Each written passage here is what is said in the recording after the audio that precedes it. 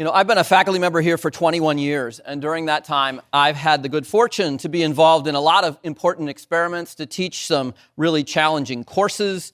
I've been able to participate in some amazing, life-changing collaborations. But I have never really, honestly, never been as excited about what I'm doing as I am right now. I think we have an amazing opportunity, a chance to reimagine higher education for the information age. I think the time has come for this, and a part of the way we know that the time has come is that there is a tide of academic creativity rising across campus in response to that. Seeing that happen is what convinces me that now is the time to do this. This tide is going to crest in the next few years. And when it does, I think what we will see is higher education reborn in a new form, a form which is richly personalized and much more deeply engaged, and for the first time, really, truly lifelong, our education system. My confidence about this future is grounded in evidence, and a good sample of this evidence sits before you today. Today's panelists have done work which touches on all the major themes of the Academic Innovation Initiative: fostering broad and enduring participation at Michigan, exploring innovation in the residential experience, and creating catalysts for academic innovation. During this session, I'm going to ask them to touch on these themes in two different ways.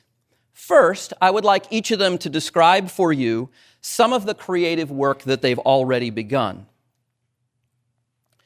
This will illustrate why I think the time is really right for this initiative now. And after that, we'll talk about the future. I'm going to ask each of the panelists to cast their eyes down the road a bit and talk about something that's not yet real, but which they can imagine happening in the next few years. I want to start by asking two of our panelists to talk about great examples of innovative work which is fostering broad and enduring participation here at Michigan. First up is School of Education professor Rob Jagers. Rob's work focuses on how interactions between culture, race, and class affect the development of urban youth. And he's going to describe for us some of the new ways that Michigan is reaching out to pre-college learners through the Wolverine Access Program. Wolverine Pathways Program. I have to say, I'm not sure that Wolverine Access is the best example of academic innovation on campus. But I am pretty sure that the Wolverine Pathways program is. Rob. Thank you very much. I certainly appreciate the opportunity to share a little bit about what we've been provided with the opportunity to do. I'll give you just a little bit of information, a little bit of background on Wolverine Pathways, and then talk just a little bit about an emerging collaboration with Jim and Tim that then opens up for us some very rich possibilities for the young people that we're working with. Wolverine Pathways, when I describe it, essentially is a plank in the university's diversity program or initiative. We, as you all know, we have a lot of work on campus that's already ongoing. Wolverine Pathways was conceived under the Office of the Provost and through the Office of the Vice Provost for Equity, Inclusion, and Academic Affairs, Rob Sellers, as a way to sustain and, in fact, enhance what we're already doing on campus, to create a rich and diverse university community, and then to promote and sustain that our ongoing efforts. The task really put before us was to create opportunities that generated cohorts of U of M ready young people who were prepared to take advantage of what the campus already offered, and then to emerge as the next generation of informed and engaged citizens. Our plan that we started enacting in the winter of this past year is to take on cohorts of up to 60 7th graders and 60 10th graders from targeted school communities. We started with Ypsilanti and Southfield, and we'll be moving into Detroit in fall of 2017. We're cohort sequential, meaning we're taking on these cohorts annually. So when we're steady state, we anticipate having over 1,200 students, grades 7 through 12. We have a rigorous application and review process. The young people have to submit grades, essays, report cards, as well as have teacher recommendations. All of that material, not unlike our undergraduate admissions process, goes through a holistic review by senior faculty and staff on campus.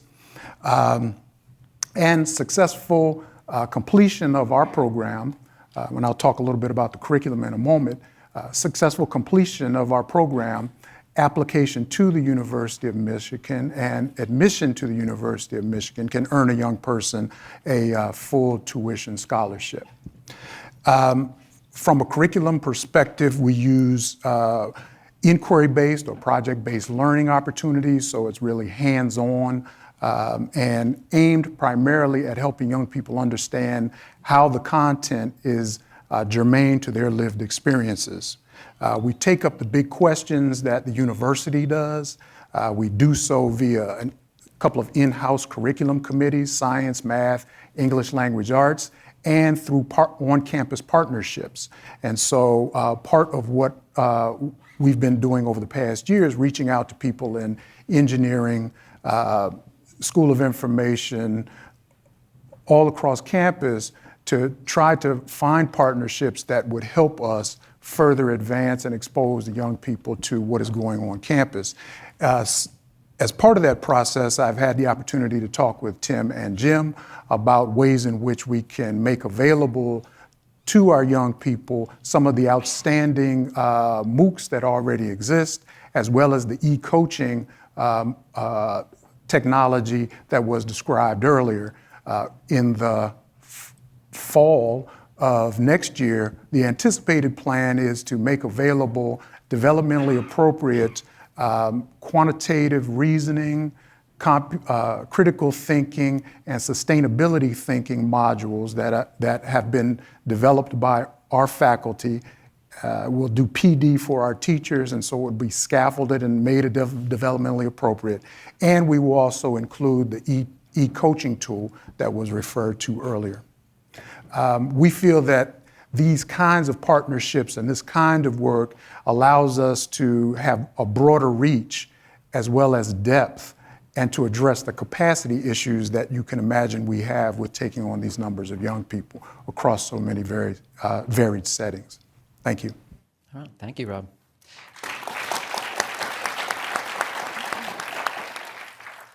So now let's consider a little bit what happens after our students graduate from college. Over the last 4 years, Michigan has offered more than 90 of these massive open online courses to the whole world.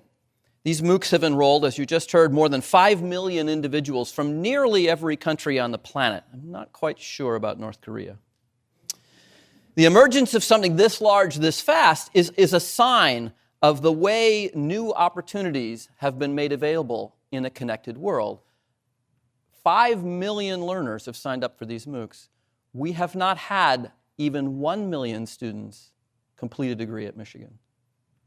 It's quite remarkable to do that in just a few years, and it's another sign of what's possible now that wasn't before. To give some faculty insight into what it's like to teach a course in this global manner, we're joined by American culture professor Dick Meisler. Dick is a philosopher of science who's taught courses on the AIDS epidemic here on campus for many years, but he's going to tell us now about what it was like to offer his course, AIDS, Fear, and Hope, to a global audience. Dick.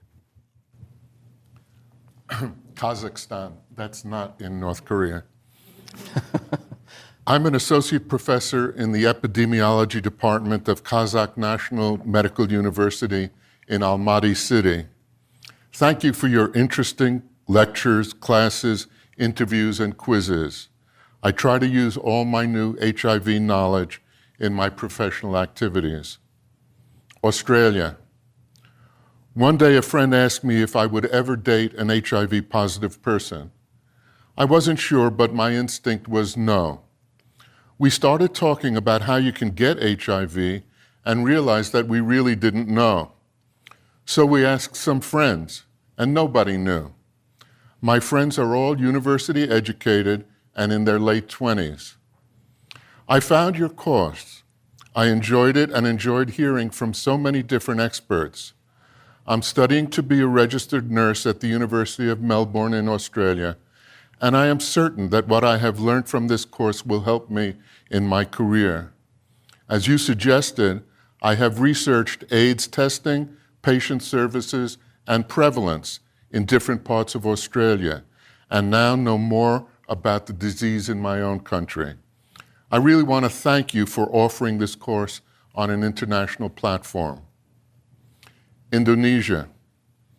Your compassion, respect for all, and the information I have learned will remain with me and encourage me in my quest to help AIDS orphans in Solo, Central Java.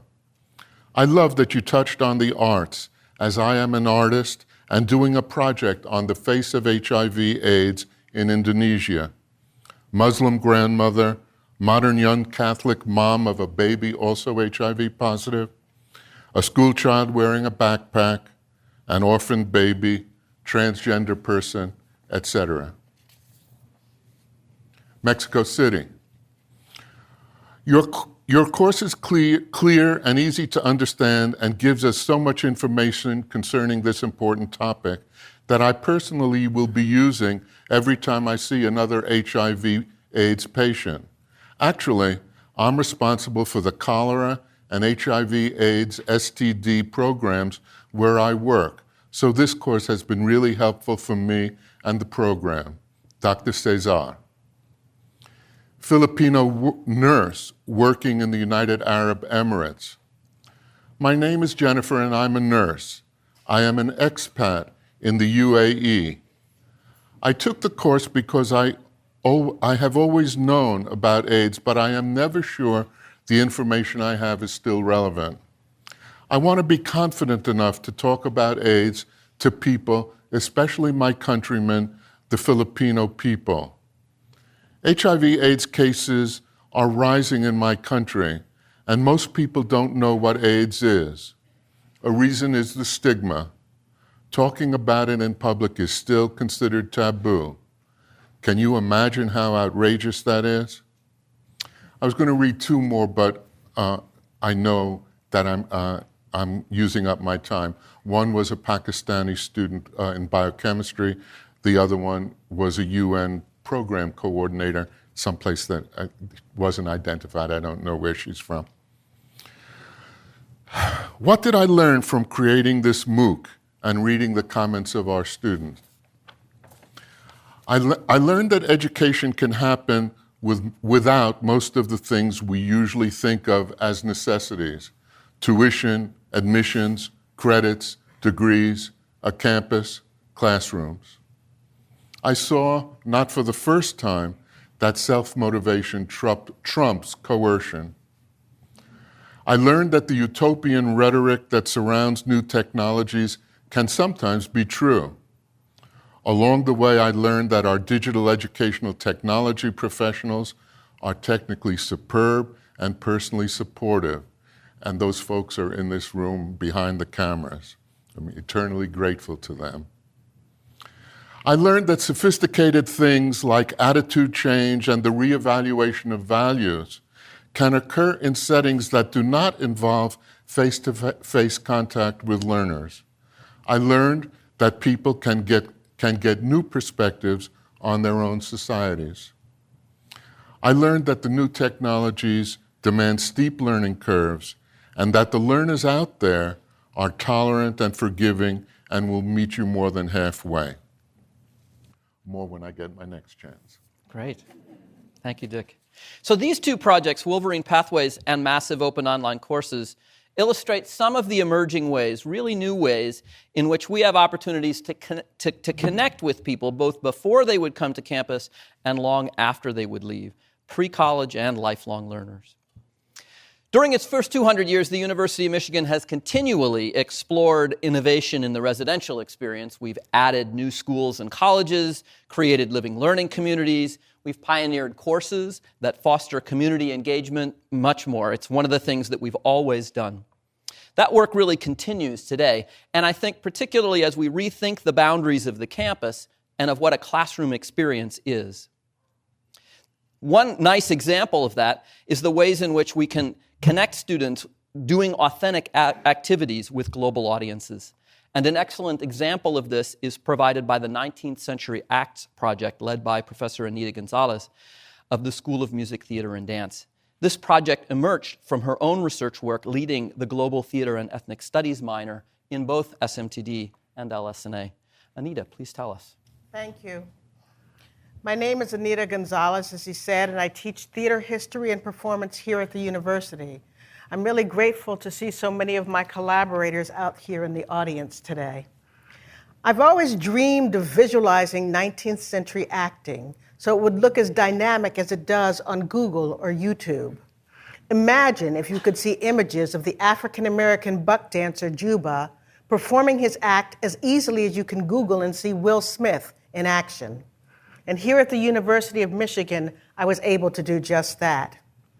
19th Century Acts is a suite of digital tools designed to bring historical performances to life. Working with academic innovation, the UM Library, teaching and learning, and a team of students, I created a suite of tools which includes mapping, photos, talking pictures, and performing scripts and scores. And together, collectively, they illustrate the career of the African-American actor Ira Aldridge, who traveled throughout the world, 3 continents, Jenny Lind, the opera singer, and Edwin Booth, the American actor. The goal was to present archival materials and performance documents in an interactive way, and to create an interface where students and researchers could visualize the performance act without forcing a linear narrative on the materials, like when you're in an archive and you randomly sort through primary documents. This approach allows for associative learning and helps the students to formulate new ideas around the materials. And the 19th Century Acts tool does this through multiple points of entry. It's also a prototype for problem-based learning across courses. As I developed the content for the site, I collaborated with several different instructional units. I worked with actors from SMTD and had them sing and dance for the reconstructions and voiceovers. I worked with M Library, who created a digital project studio under the tutelage of Justin Joke. I worked with CRLT, who helped me to assess student learning when they made use of the tool. I worked with computer programmers from the School of Information to create the maps and navigation tools. A graduate student from the Stamp School of Art and Design was the project lead because she had the visual eye to make it visual. And graduate students from LS&A tested the tool by applying it to their own research projects. One history student even traveled to England with me to select material from the University of Bristol's theater collection. Building 19th Century Acts with support from the 20th Century Initiative and academic innovation was a challenge and a blessing. I learned and grew as a scholar and a teacher by working with such an interdisciplinary team. I'm still writing essays and presenting at conferences about this project, incorporating it into my classes to see how the students respond to the material, and I found it an incredible experience that was made possible through the resources and the way that you can bring together interdisciplinary teams here at the university. That's great. Thank you, Anita.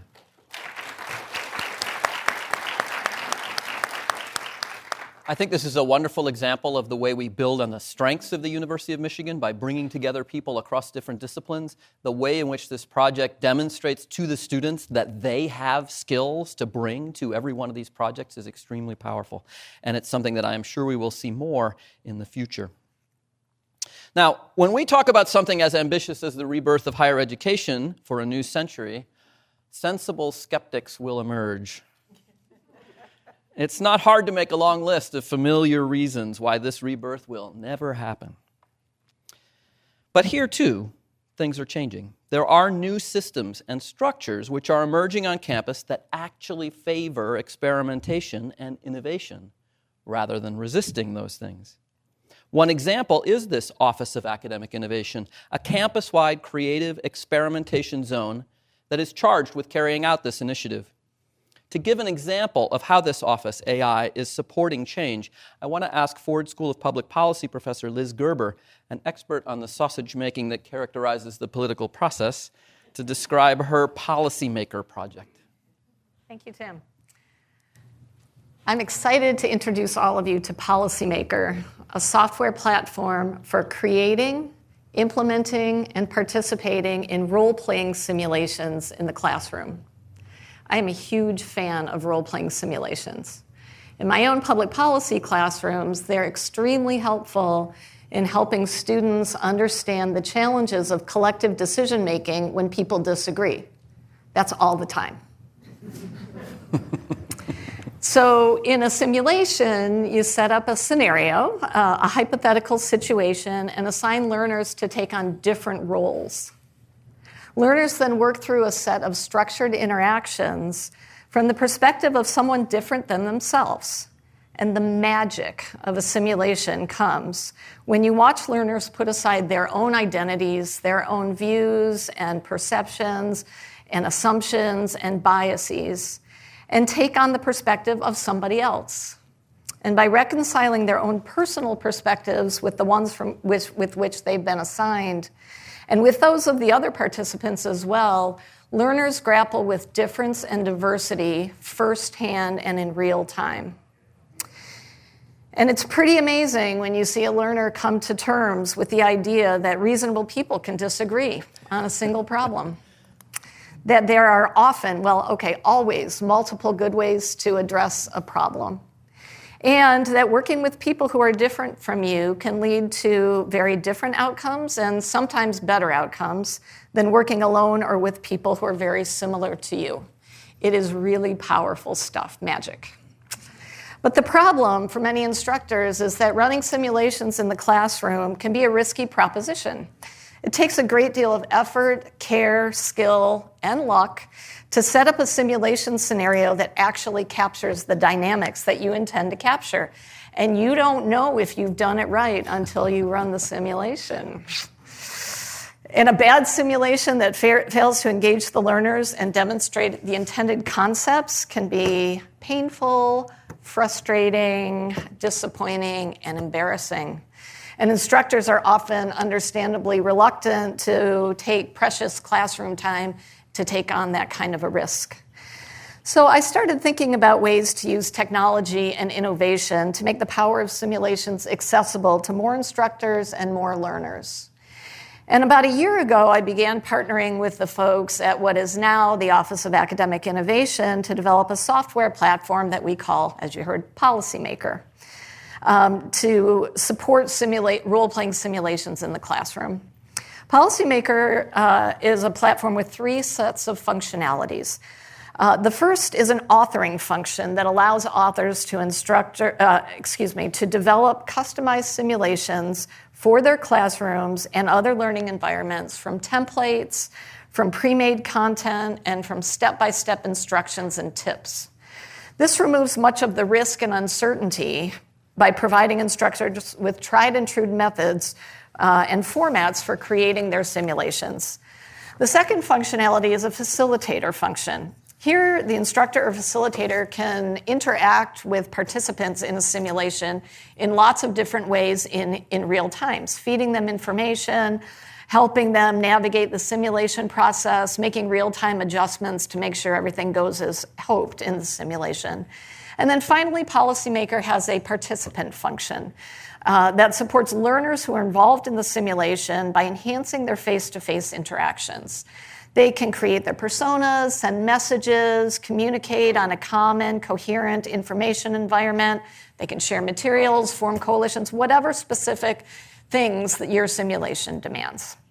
With the team at the Office of Academic Innovation, I've been able to combine my substantive knowledge of the kinds of situations where I have found role-playing simulations to be very fruitful with the technical programming, design, and user experience expertise with the AI team, which I don't have. The hope is that Policymaker can be a tool to support role-playing simulations across this campus and elsewhere for lots of different types of learners and lots of different types of problems. So I encourage all of you, think about how Policymaker and other technologies that support active learning in the classroom might help you engage your students and enliven your classrooms. Thank you. Thank you, Liz. That's really great.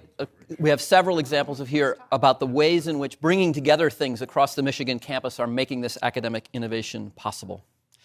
So now that we've heard about some of the innovations that have emerged during the last few years on campus, I want to ask the panel to look forward and give us a glimpse of the future. I'm going to ask each of you to talk about at least one exciting thing that you can imagine this academic innovation initiative accomplishing during the next few years. And to give you a moment to think about that, I'm going to offer up one of my own. Right now, higher education sums up the academic experience of each student with just one number. You all know what it is. It's their grade point average, right? It's one of those traditional, seemingly absolutely unchangeable features of our university system. Everyone's more or less aware that GPA is a pretty crude performance measure, but we still take it very seriously. We use it to decide who to honor and who to place on probation. It's the only number that I think every alumni remembers about their undergraduate experience. You can ask them, oh, I was a 3.8 student, or I was a 3.2 student. Students respond to this prominence. They know this is a really important number, and so they too often scramble after a higher GPA with really single-minded focus. So we might make the situation just a little bit better if we had a better measure of performance. We could replace GPA with something more relevant, maybe something more equitable. But I'd like to see the Academic Innovation Initiative go way past that. We should jump right over that goal. We need to recognize that a university education cannot be captured meaningfully in a single dimension. Education is much more than just doing well in class. We care about performance, of course we do, but we also care about intellectual breadth and disciplinary depth, about putting in effort and taking risks right up to the point of failure. We care about building a rich network of personal and professional connection, and about developing the kinds of strong interpersonal, critical, and rhetorical skills that are needed to participate fully in a democratic society. Why should we not explore the design of proxies to capture those kinds of elements? Imagine a transcript of a future where there isn't just a single number about a student, but an array of different dimensions, more or less orthogonal to one another. Making this change would help students see that GPA alone is a very thin goal. It might help them choose to trade off perfect grades against greater breadth or depth or greater challenge, knowing that this trade-off would be recognized in a clear way on their transcript. Right? They could make choices about the education they want to have and not pursue the one dimension that we've chased down. So this is just one example of a future I'd like to imagine and explore in the coming year. A relatively simple structural change. I think we could get there. I'm an optimist, what can I tell you? I think we could get there. Now, let's turn to the panel. Dick, would you like to begin and tell us about something you would like to see happen in the coming years? Sure. I'm working on a MOOC on mass incarceration. I see the new MOOC as a small part of a larger picture, and that is what I'd like to discuss for these few minutes. We imprison more people than any country in the world. The prisoners are overwhelmingly poor, and large numbers of them are people of color. Mass incarceration is the civil rights issue of our time.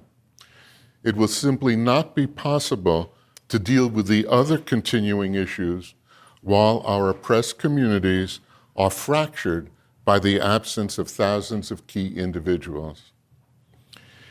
In our university's bicentennial year, I try a thought experiment. Suppose 50 years ago, in 1966, we knew how intractable American racism, segregation, and discrimination would be. Suppose we knew that in 2016, we would still have low minority enrollments here because of a citizens' referendum against affirmative action. Suppose we knew that in 2016, we would be strategizing on diversity, equity, and inclusion. Suppose we knew that a major presidential campaign would be driven by racial prejudice and that law and order would still be used as a code for racist stereotypes.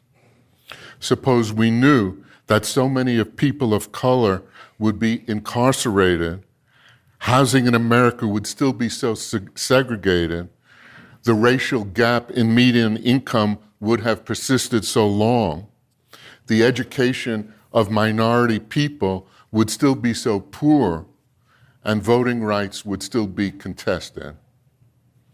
If we had had such foresight, I think the university community in 1966 would have acted differently. We would have strengthened our work in the areas of social and racial justice and created and strengthened alliances with community groups and activists. We would have felt more urgency. As we look at our next 50 years, I hope that we will confront mass incarceration and other civil rights issues more aggressively and creatively. Actually, we've made a great start. Professor Rosemary Sari in the School of Social Work has been studying the effects of incarceration on women and children for decades. She has served as a federal court's monitor in an important prisoner rights case. Professor Heather Ann Thompson, a Michigan graduate and a new faculty member in African American Studies, has just published The Comprehensive History of the Attica Rebellion.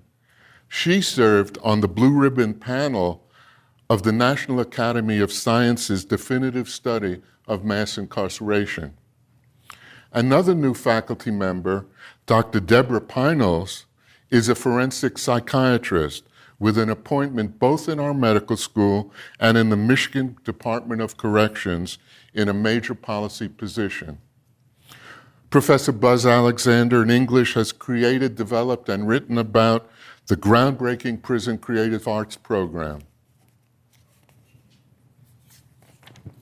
Professor Margot Schlanger and her colleagues at the law school do research and clinical work on exoneration, prisoner rights, conditions of confinement, the Eighth Amendment, and other constitutional issues. Professor Carol Jacobson in the art school has been making films about prisons for decades, and she has been an activist for clemency. All of these people combine scholarship and activism. That is what people in this field do. This is a partial list, a few of the superstars. There are dozens of others, and they all have students and proteges. I hope our new MOOC will be one small element of a university-wide and community-wide movement on decarceration. There are many activist reformist groups that would be eager to join a large university effort. I'll name just a few. The Michigan Collaborative to End Mass Incarceration, the Michigan Council on Crime and Delinquency, the Citizens Alliance on Prisons and Public Spending, the American Friends Service Committee Prison Project, and many church groups.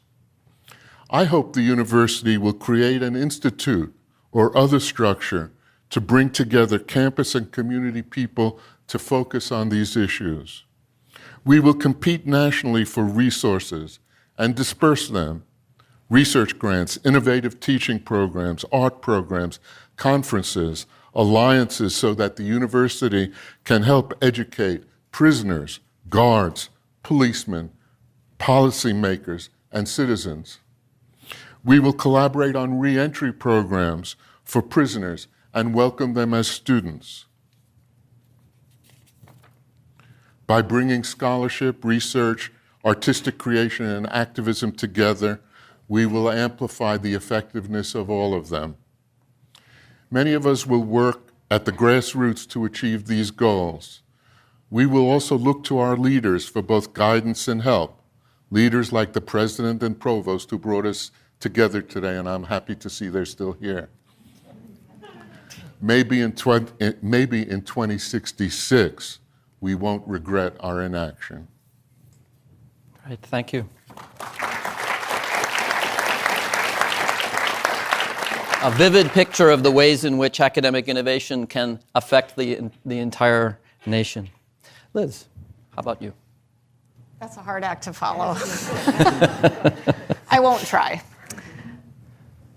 I am always inspired when I work with the folks in the Office of Academic Innovation. They encourage me to think about stretching my ideas and pushing them in different directions.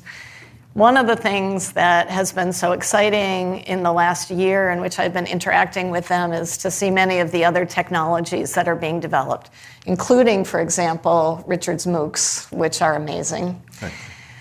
So my aspiration for the year in terms of pushing on innovation and expanding my own understanding of what can be done in classrooms is to first interact with at least one person from each of the 19 schools and colleges within the university to think about use cases for policymaker that would be mutually very exciting. I hope that there are people who are interested in thinking about this kind of technology in their own classrooms, and it would be tremendous for me to learn how different people are thinking about engaging students in their classrooms through technology and other means in innovative and exciting ways, and particularly in helping them confront the challenges of diversity. So I'm certain there are at least 19 use cases out there, and I look forward to finding them. The other half of that, though, is pushing on some of the other technology that's being developed by folks like Richard and other people working in this exciting area of academic innovation. So what would it take to build an engaged opportunity into a MOOC so that dispersed learners could develop communities, virtual communities, and together engage with material in ways that the traditional MOOC model doesn't quite allow?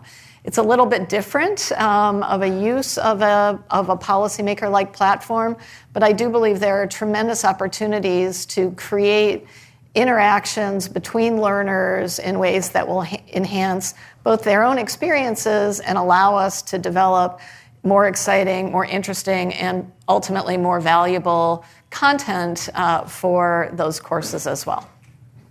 That's great. Thank you.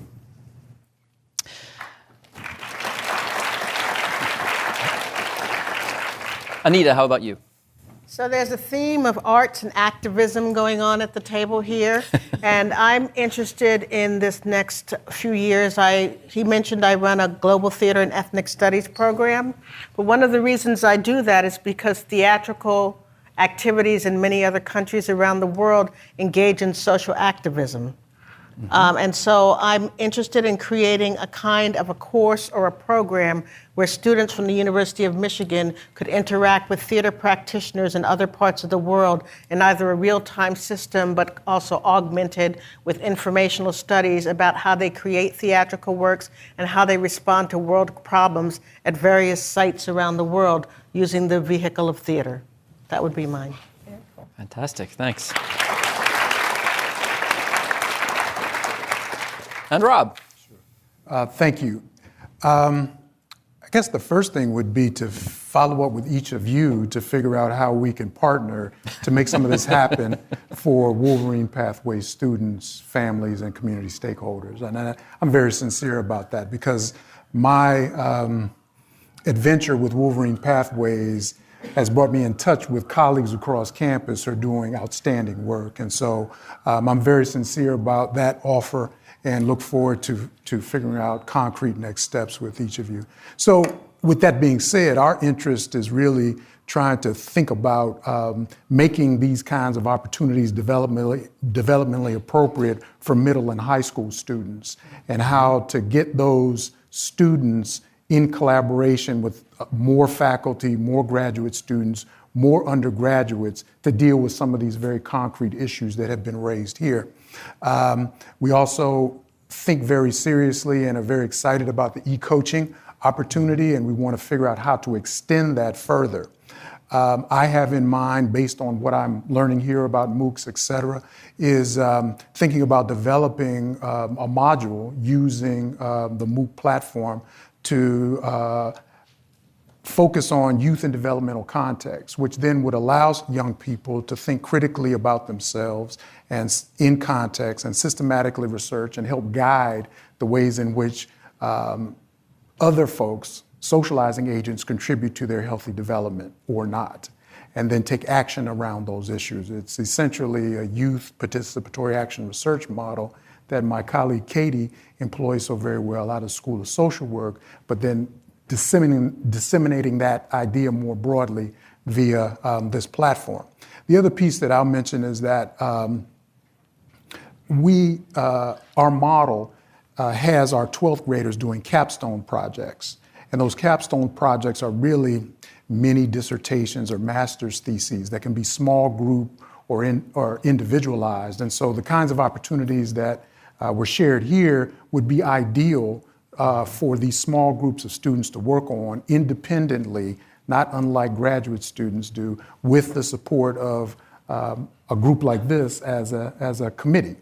So that's another idea that I think I would put out there. And finally, Tim and I have talked about making some of these kinds of innovations available to teachers who, in fact, are our core implementers or certified teachers. So making some of these materials available to teachers, families, as well as community stakeholders. And so that would be another angle that we were well positioned to head towards. So thank you. Thanks, Rob. Yeah, I think it's very difficult to miss the theme of connection here, right? What's become possible is that we can connect with communities we never could connect with before. And it's why this is happening now and couldn't have happened before. It's a very exciting moment. So you've heard from us. Now it's going to be your turn to contribute ideas. One component of the Academic Innovation Initiative is something called Ideas 2017. We're challenging all of you, the Michigan family, to share ideas that will help redefine how the world learns from a great public research university. So how many ideas do we want? Next year is the university's bicentennial, so you might think we'd want 200. But now this is Michigan, right? We make no small plans. We want 2017 ideas. So please get started. We only have 1 year to generate those. What's your idea? How could we foster broad and enduring participation at Michigan? How could we explore innovation in the residential experience, connecting residential students to pre-college learners or to post-college learners all over the world? How can we create catalysts for academic innovation? All those things that stand in the way, how do we make changes so that we can get past those things? All right. Start thinking. We need to hear from all of you about this. Now, there's no way, of course, a short discussion like this could capture all the possible futures for higher ed, but I hope we've been able to provide some sample of what's already happening and some taste of what we might expect in the future. To conclude, please join me in thanking all the panelists for sharing their visions of academic innovation at Michigan.